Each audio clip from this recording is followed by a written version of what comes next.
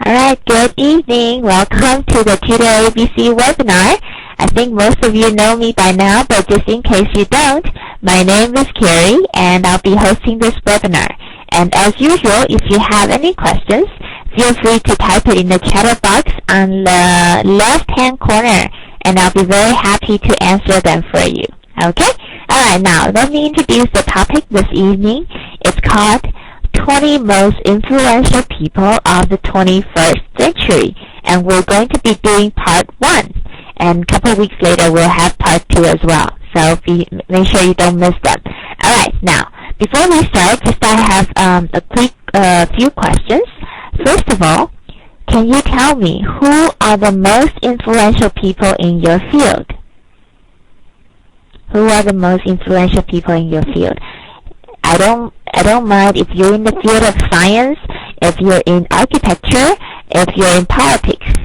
Okay?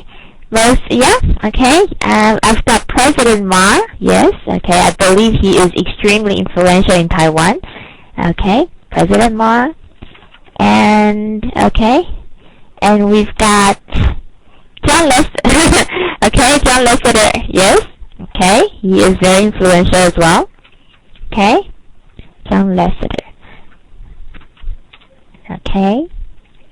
What else? Alright, your brother, wife, yes. Okay, yep. And your group president, kids, yeah? Okay. Our group president, and we have, wow, okay. So, there we go. Group president. And of course, director of HO, okay, there we go. Wow, okay, so you can all name multiple people who are extremely influential in your world, okay? Evelyn has a question here, how to say famous talk show host. There we go. Famous talk show host. Right? Is that what it is? Famous talk show hosts. They are hosting several things. For example, they are hosting television shows, or they are hosting political talk shows. I believe they are very popular in Taiwan, right? Okay. Now, can you give me some ideas about some significant events of the 21st century? Anything that has made an impact to your life, or anything that has influenced the way you live your life. Okay, yes, Gina, thank you. Presidential election in the USA, okay, because Barack Obama won, right? Okay, that's very influential. Okay, alright, and events, 9/11, yes, okay, great, I've got a lot of response.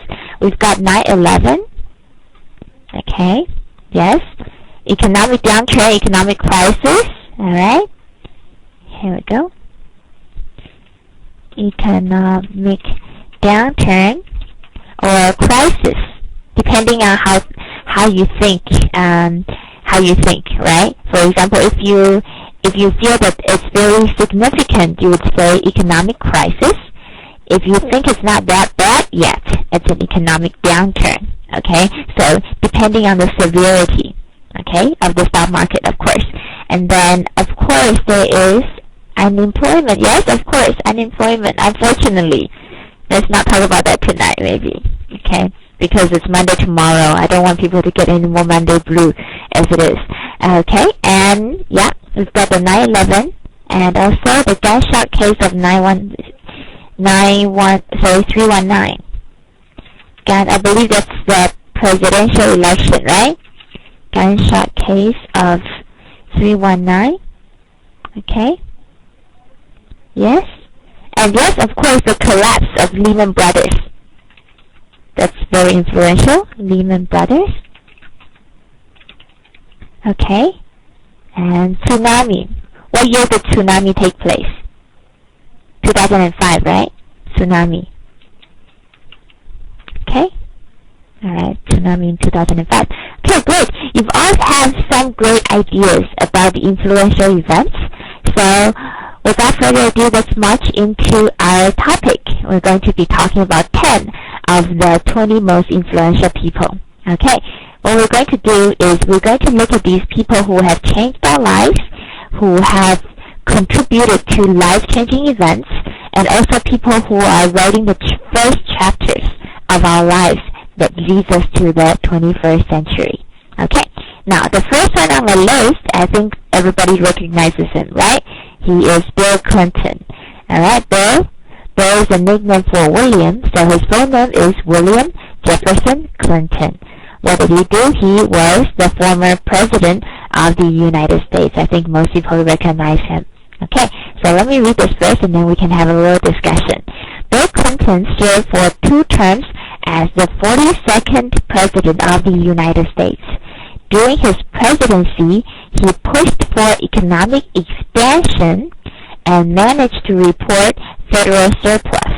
Okay, so he pushed for economic expansion. He was trying to grow the economy. Alright, and did he succeed? Possibly, because he managed to report federal surplus. Usually this is not the case. Usually they report federal deficit. Okay, here we go, federal deficit. So he managed to report federal surplus. So that's already one of his greatest feats. And then Clinton's approval rating was at 65% when he left the office.